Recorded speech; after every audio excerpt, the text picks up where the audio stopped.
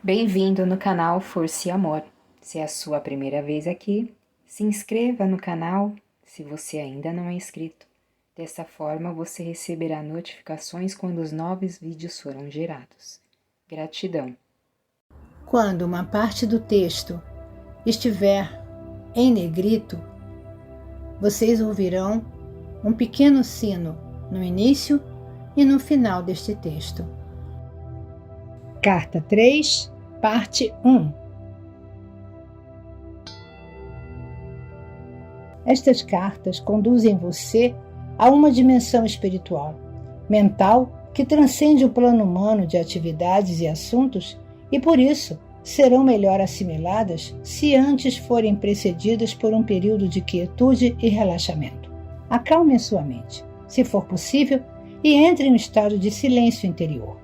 Somente quando você estiver nesse estado completamente receptivo, estas cartas poderão penetrar em seu pensamento humano com a sua realidade. Meu ilimitado amor celestial impulsiona-me a voltar uma e outra vez para escrever a humanidade, com a intenção de que finalmente, quando, como muitos, você estiver preparado para recebê-lo, possua o conhecimento que lhe permitirá transcender sua humanidade e fundir-se com o Pai Consciência, o verdadeiro amor consciência, no qual realizam-se todas as coisas generosas e preciosas. Como disse antes e quero reiterar, toda a minha missão na Terra foi impulsionada pelo amor e foi dirigida somente ao ensinamento da verdade da existência, pois sem este conhecimento não há esperança de redenção do trabalho árduo que a humanidade nasceu para suportar. Eu sei que esta afirmação trará muito pesar aos seguidores sinceros e dedicados da religião cristã e àqueles que concentraram sua fé inteiramente na pessoa de Jesus. Mas digo a verdade. Para que você consiga desfazer-se da condição humana que o impede de compreender plenamente a verdade universal e a verdadeira natureza da condição espiritual humana, que eu chamei de Reino de Deus. Você deve afastar-se dos velhos dogmas de salvação pelo sangue do Cordeiro, a Trindade e outras crenças, e vir com a mente perfeitamente aberta e receptiva para a verdade da existência. Nenhuma outra salvação é possível. Deus não pode salvar você, uma vez que, se a humanidade ignora os fatos da existência, continuará cometendo os mesmos erros terrenos até o fim dos tempos, assim criando sua própria enfermidade e miséria. O que você deve entender é que, seja qual for a crença do homem referente à salvação dos pecados, este é um erro humano, posto que a lei de causa e efeito é imponderável e é uma característica natural, inerente e intrínseca da existência. Não se pode separar os efeitos da causa e nem se pode apagar a causa e continuar tendo os efeitos. Esta é a verdade, em cada nível do ser. Agora você pode estar suficientemente avançado em seu pensar para poder receber a seguinte verdade fundamental, referente à sua existência terrena. A lei de causa e efeito, o semear e colher, é o efeito visível do que você conhece por eletromagnetismo. E ninguém que tenha qualquer conhecimento de ciência poderia esperar que Deus deixasse de lado as leis do eletromagnetismo, as quais são atividade, ligação, rejeição. A atividade, ligação, rejeição, ou movimento, atração, repulsão, são os impulsos fundamentais da existência e da própria consciência humana, os quais originaram suas formas visíveis de vida e são os únicos instrumentos ou ferramentas da criação. Eles são responsáveis pela formação da substância ou matéria, pelo desenvolvimento das formas individualizadas e, finalmente, pela própria personalidade em todos os entes vivos.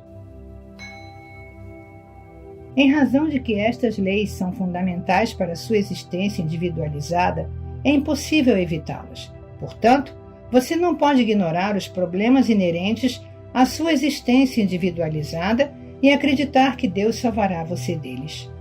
Sua única esperança de finalmente escapar, de sair do círculo da experiência humana, é reconhecê-lo e admiti-lo e depois trabalhar minuto após minuto para transcendê-lo e por fim fundir-se e fazer-se um em pureza de mente, coração e ação, com a consciência universal amorosa, o Pai que faz o trabalho amoroso.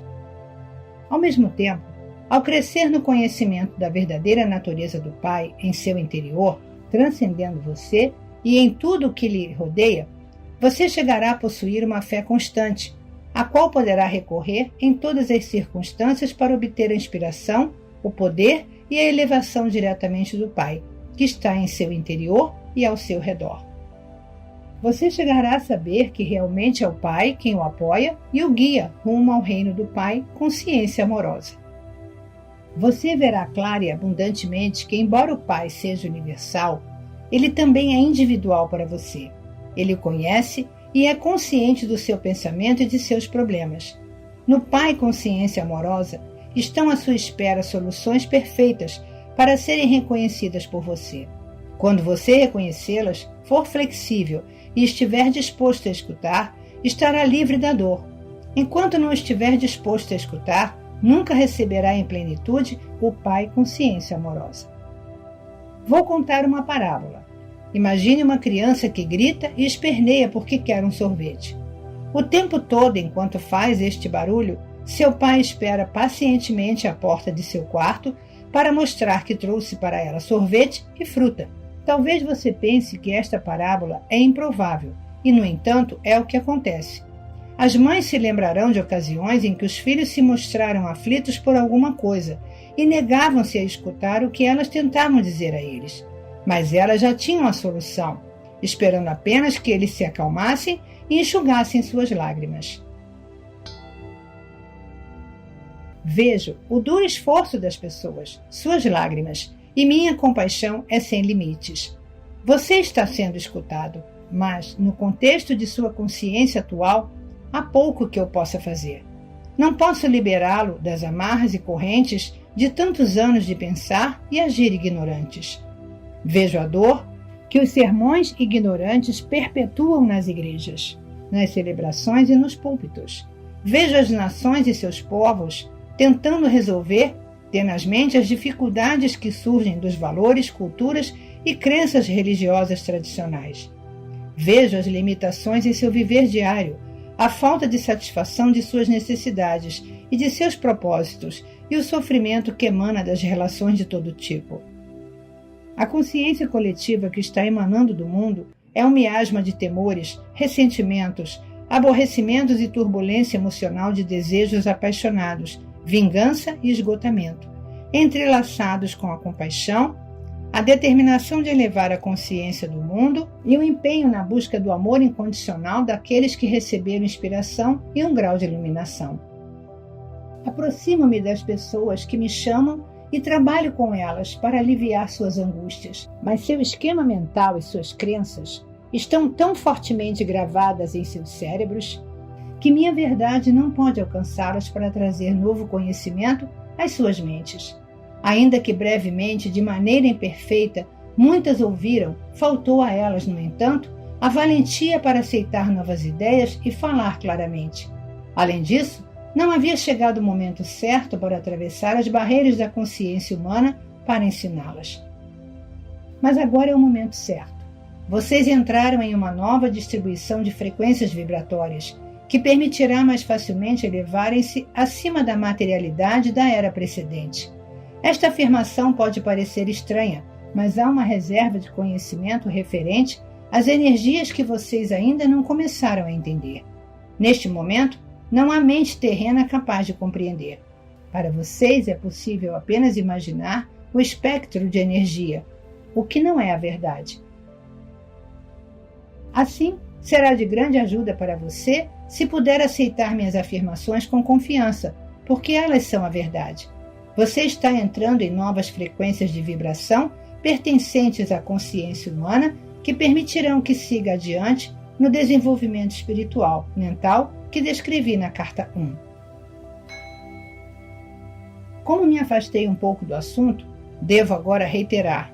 Você não pode escapar das leis fundamentais da existência, no que se refere ao seu pensar e sentir, semear e colher, do mesmo modo que não pode escapar das leis do eletromagnetismo em seu mundo material, pois o eletromagnetismo é o impulso que produz a lei do semear e colher, do mesmo modo que o eletromagnetismo produz a forma dentro do campo fundamental das partículas de energia. E assim, não é possível continuar acreditando no dogma cristão e ao mesmo tempo tentar seguir estas cartas. O dogma referente à salvação por minha morte na cruz, a Trindade, a ressurreição física da morte, o uso do incenso e outras formas estabelecidas de oração são errôneas, e os fatos que agora estão sendo apresentados nestas cartas são a verdade. O dogma e os ornamentos sacramentais são o que se poderia chamar de pretextos para ganhar sua atenção e lealdade, mas obscurecem a verdade de meus ensinamentos. Portanto, estas cartas tinham que ser escritas. A única maneira pela qual eu poderia atingir o mundo, neste momento em que ele está pronto para entrar em uma nova distribuição mental e emocional, era usando uma mente receptiva, obediente e preparada para receber a instrução e fazer o trabalho manual por mim. Estas cartas oferecem um único meio pelo qual as pessoas encontrarão o caminho rumo à dimensão espiritual, na qual todo o erro humano se dissolve e somente resta o amor. Qualquer outra coisa que possa ser dita é puramente racionalização e razão humanas, e estas não são a verdade. As pessoas estão buscando novas formas de solucionar velhos problemas, particularmente na América, mas até que compreendam a verdadeira natureza da vida, do ego e das leis da existência, apenas aumentarão a força do ego e sua dor continuará. Enquanto registro para você nas páginas seguintes a simples verdade que trouxe há 2 milênios, lembre-se de que esta verdade permanece constante e consistente. Portanto, só é possível aprofundar sua compreensão da verdade, não alterá-la. Você se deu conta, enquanto lia as 2 primeiras cartas, de que tudo que eu falava às pessoas da Palestina era uma consequência direta de ter percebido a realidade da existência no deserto, isto é, de que nada era sólido? Você lembra que em meu estado transcendente, ao olhar as rochas, areias, montanhas e águas do Mar Morto abaixo de mim, tudo parecia ser como um cintilar de partículas? A rocha, areia, montanhas e água distinguiam-se umas das outras simplesmente pela diferença de intensidade do cintilar de partículas e pela aparente densidade delas dentro do clarão. Não há outra maneira pela qual eu possa descrever o que vi quando estava na Terra para transmitir os fatos referentes à verdadeira substância da matéria e à aparente construção sólida do mundo. Em linguagem moderna, o cintilar de partículas provavelmente seria chamado de vibração de partículas. Talvez se pudesse combinar os 2 termos e descrever a realidade, visível mais fundamental, como um cintilar de partículas. Isso transmite o sentido da incandescência luminosa, na qual vi as partículas dançarem. Tendo dito tudo isso, como introdução para o relato de minhas atividades na Palestina, deixe-me levá-lo para um outro dia, 2000 anos atrás, quando o sol brilhava, o céu estava limpo, azul claro, e comecei a subir as colinas com meus discípulos, em uma tentativa de afastar-nos para descansar, meditar e orar. Mas isso não aconteceria. Tínhamos pensado em escapar, porém, apesar de dizer para as pessoas quais eram as nossas intenções, primeiro nós fomos seguidos por uns poucos, que então avisaram outros de que estávamos indo para os montes. Embora tivéssemos pedido que voltassem aos seus lares, os poucos logo se tornaram um grande grupo de pessoas que nos seguia a certa distância. Insistiam em que eu falasse com elas. Você pode se perguntar por que elas estavam tão ansiosas para me escutar. Intuitivamente, elas sabiam que eu falava palavras de vida. Sempre mostrei a atividade do Pai ao seu redor, e isto deu a elas esperança e ajudou-as a ver o mundo com um novo olhar. Falei do amor e elas se sentiram confortadas. Foi por isso que pude dizer, sabendo que elas me entenderiam e que estariam de acordo comigo. Venha a mim, você que está cansado e oprimido, e darei a você descanso. Meu jugo é suportável e minha carga leve. Elas sabiam que quando eu pronunciava estas palavras, o que fazia com frequência, estava comparando as regras e leis dos líderes judeus com a verdade que estava apresentando ao povo. Então, quando as pessoas me suplicaram que ensinasse o que poderia fazer, se não sentar-me sobre uma rocha logo acima delas e ensinar, decidi que se elas tinham vindo de tão longe para ouvir-me, escutariam algo que recordariam e possivelmente falariam disso durante a vida toda. Eu sabia que, apesar de tudo que tinha dito a elas acerca do Pai e o Pai amor, ainda tinham medo de que Deus as rejeitasse. Embora eu tenha tentado ajudá-las a compreender que o Pai de quem falava não era o Deus personalizado que elas adoravam, sabia muito bem que estavam confusas. Mesmo tendo dito uma e outra vez que o Pai estava em seu interior, continuavam preocupadas sobre receber um castigo vindo do alto, por acreditarem em minhas palavras. O que deveria ensinar naquele dia? Perguntei ao pai.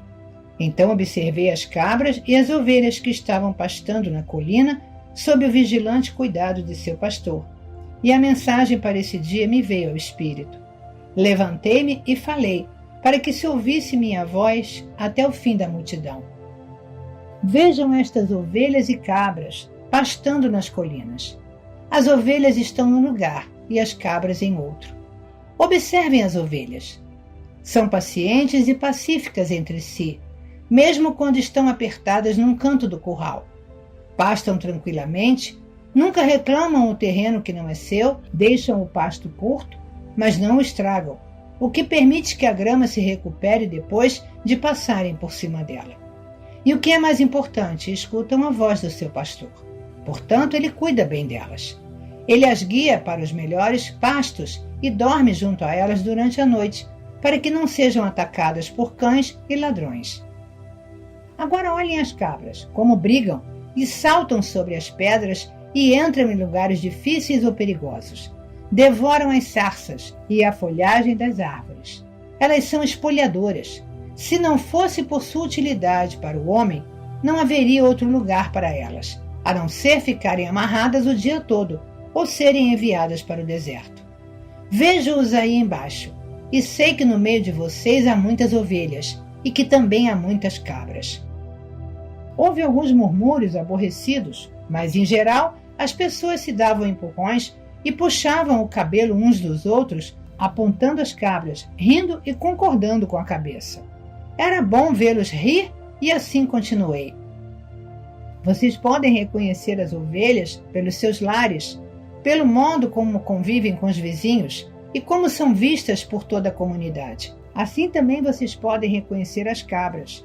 É possível que elas tenham muitos amigos? Houve um forte clamor da multidão. Não! Seguido de muito riso. O pastor segue as cabras e cuida delas. Ou elas têm que se cuidar sozinhas e chegar por si mesmas em casa à noite para ser ordenhadas.